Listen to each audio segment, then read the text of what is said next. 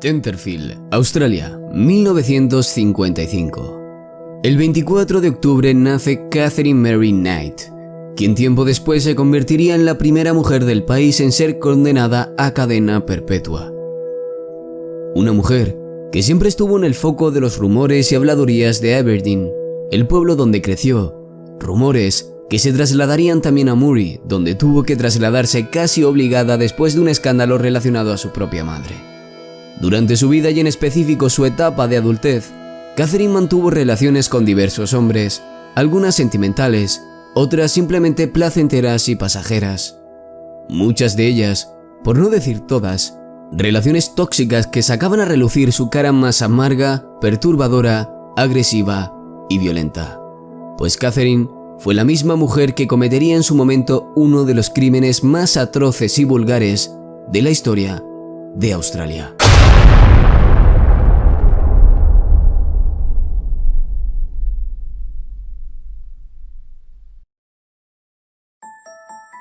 Jack y Barbara Rogan, tras contraer matrimonio, se asentaron en una localidad llamada Aberdeen, localidad que en ese momento contaba con poco más de 1000 habitantes.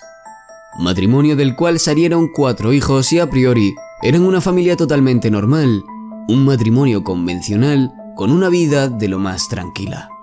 Todo este cuento rutinario y monótono daría un giro en los acontecimientos cuando se destapó una relación extramatrimonial que Barbara estaba manteniendo con Ken Knight.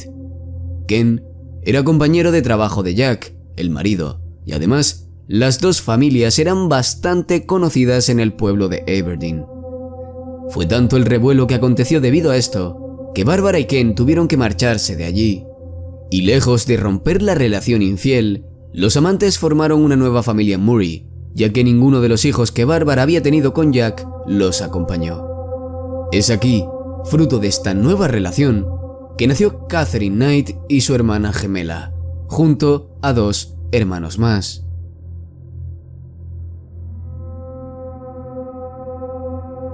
El alcoholismo, la violencia, los gritos y los abusos eran algo cotidiano en la casa de los Knight. Barbara sufría constantes violaciones por parte de Ken, haciendo que el carácter de la mujer fuese evolucionando. Los hijos eran testigos de todas aquellas escenas y la misma Barbara les contaba cada detalle de su vida sexual con Ken, unido a largas charlas de su aversión absoluta con el sexo y el profundo odio que a raíz de todo esto había desarrollado hacia los hombres. Lo que los hijos veían en su padre lo trasladaron a sus propias vidas, que empezaron a abusar de su hermana Catherine en repetidas ocasiones. La niña no quería ser partícipe de esto, y cuando le decía a su madre que por favor la dejasen a un lado, ella le respondía que simplemente dejara de quejarse y que era lo que había tocado, que había que aguantar. Imaginaos la situación que se estaba viviendo en esa casa. Como era de esperar, todo este tipo de comportamientos por parte de la familia de Catherine convirtieron a Catherine en una niña solitaria y muy violenta. Violencia que sería visible durante sus años en la escuela. Su mote era la matona, y es que ella misma se atribuyó una función de cuidar a aquellos niños que en principio ella consideraba más débiles de otros, que intentaban abusar de ellos. Situación que derivó en peleas y ataques a niños, en ocasiones con armas blancas de por medio. Aún así, no era una chica que estuviese siempre enfadada con todo y de mal humor. Había momentos donde estaba serena, lo cual ayudó para que se convirtiera en una muy buena estudiante, llegando a ganar premios por buena actitud en el aula y hacia sus compañeros. De todas formas, su paso por la educación acabó a la corta edad de 15 años, y en ese momento no había ni siquiera aprendido a leer y escribir bien. Su primer empleo fue en una tienda de ropa, donde duraría en el puesto 1 año. En 1971, conseguiría lo que para ella era el trabajo de sus sueños. Fue contratada en un matadero de Aberdeen para cortar los despojos de los animales. Mostró una habilidad y destreza increíbles a la hora de desempeñar su trabajo, por lo que fue ascendida rápidamente dentro del matadero. Los jefes no lo dudaron y le regalaron a modo de agradecimiento su primer juego de cuchillos.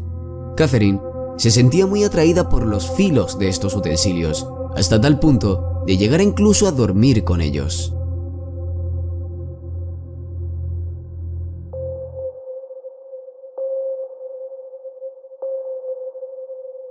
David acababa de perder el trabajo en una compañía de ferrocarriles. Experiencias muy oscuras de su pasado le provocaron tanto dolor en su cerebro y alma que acabó entregándose de lleno al alcohol, motivo por el cual fue destituido de su cargo en la compañía. No tardó aún así en encontrar un nuevo empleo cerca del matadero de Aberdeen donde trabajaba Catherine, a quien conocería en el año 1973 para un año después contraer matrimonio a petición de ella.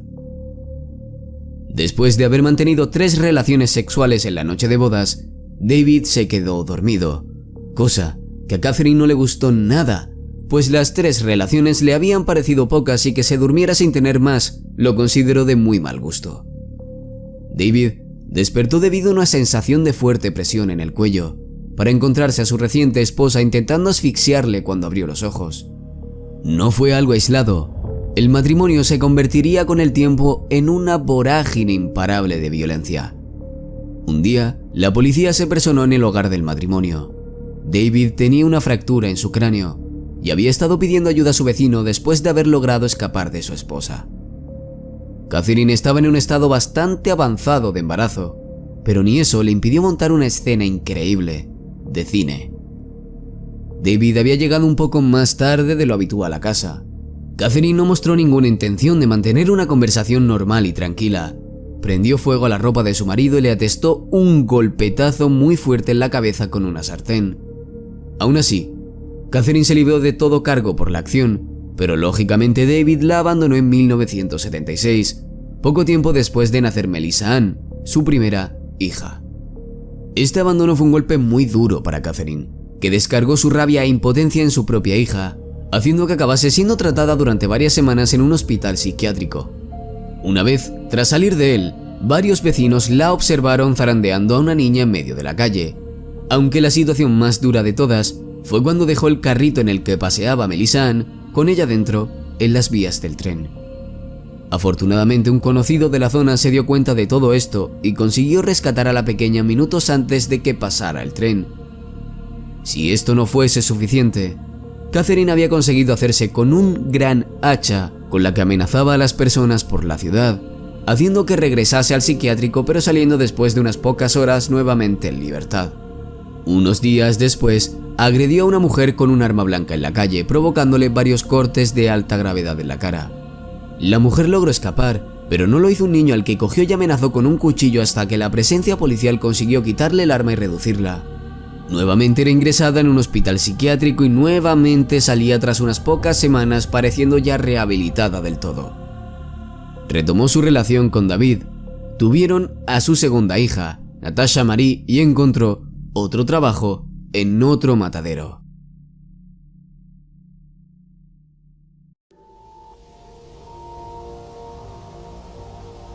Año 1986. Catherine conoce a David Saunders, trabajador de una mina. A los pocos meses de conocerse deciden formalizar una relación y Saunders se muda a vivir con ella. Nuevamente, poco tiempo pasaría para que los episodios violentos reflotaran y salieran a la luz en esa casa. Debido a esto, Saunders abandona el nuevo hogar que había formado junto a Catherine y regresa entonces a su antiguo apartamento. De todas formas, esta relación tan tóxica continúa adelante, no la rompen, siguen juntos. Incluso, pese a las amenazas que Catherine le hacía, tal era la gravedad del asunto, que en el año 1987 Catherine le advirtió a Saunders de una forma totalmente macabra lo que le sucedería si se le ocurría tontear con alguna otra chica. Agarró un pequeño cachorrito de solo algunos meses de edad y lo degolló. Si se te ocurre tener una aventura con otra, esto es lo que te espera. Tras sentenciarlo, golpeó la cabeza de Saunders con una sartén hasta que lo dejó inconsciente. Y otra vez, la relación no acabó. Siguió viva y en junio del año 1988, tras haber tenido otra hija, compraron juntos una vivienda. Pieles, machetes, trampas de caza, cráneos y más objetos de lo más raros eran la decoración que cubría hasta los mismísimos techos. Decoración al total estilo de Catherine. La relación acabaría por fin cuando tras una discusión Catherine golpeó la cara a Saunders y lo apuñaló con unas tijeras. Después de un tiempo, él intentó volver para simplemente ver a su hija, encontrándose con una orden de alejamiento que se le había impuesto debido a una denuncia de Catherine contra él. En 1990, quedó embarazada nuevamente de John Chillingworth, con quien tuvo a su único hijo hombre, Eric. Después de 3 años de relación con Chillingworth, lo abandonó por John Price.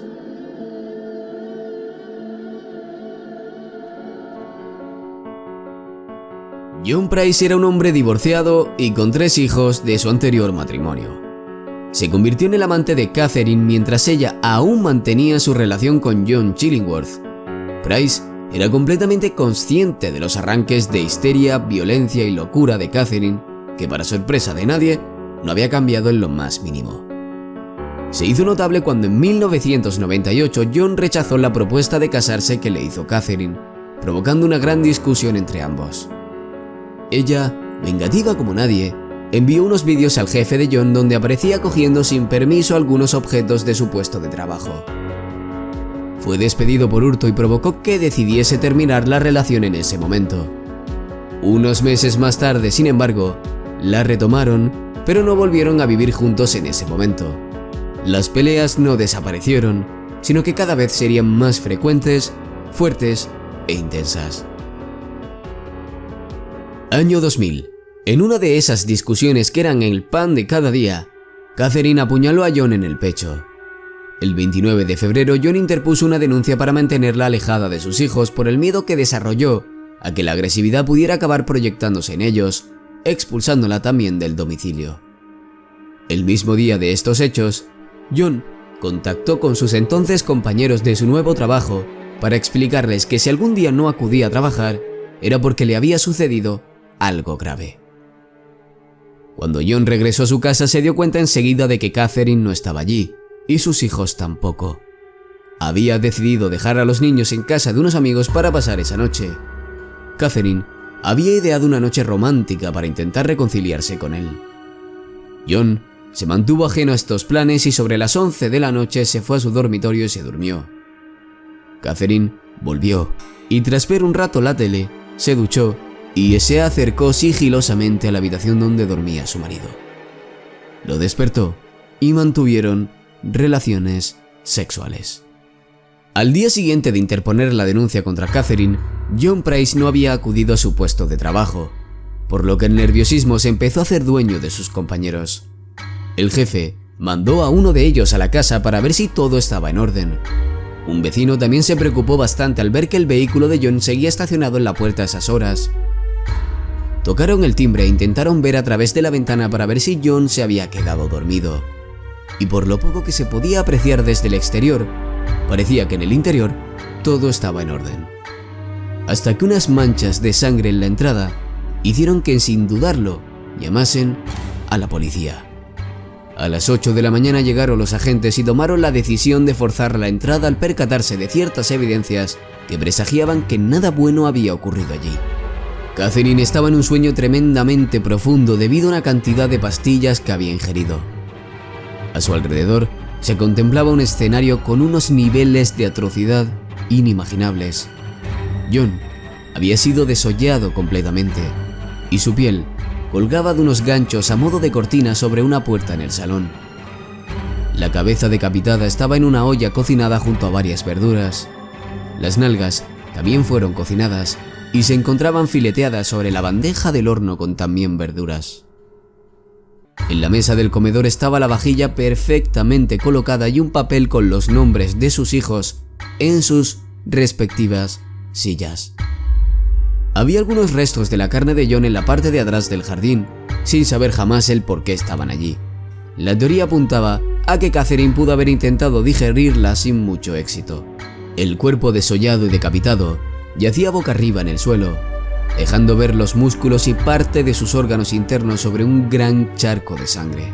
Las marcas en el suelo indicaron que Catherine arrastró el cuerpo alrededor de 1 metro de distancia. Tenía las piernas cruzadas, el brazo extendido en un ángulo de 45 grados y bajo la mano una botella vacía de plástico.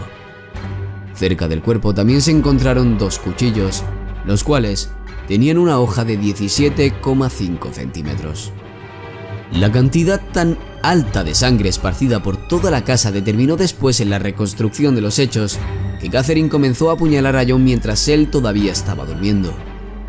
Intentó zafarse y salió de la habitación para intentar pedir ayuda, pero sin éxito. 37 puñaladas, la mayoría sobre órganos vitales, acabaron con su vida.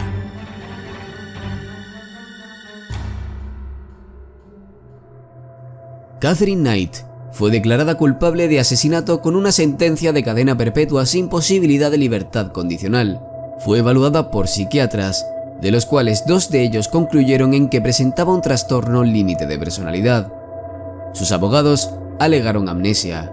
La acusada no alegó ninguna causa que desatara el crimen, por lo que se desconoce la verdadera motivación de los actos que cometió aquel día.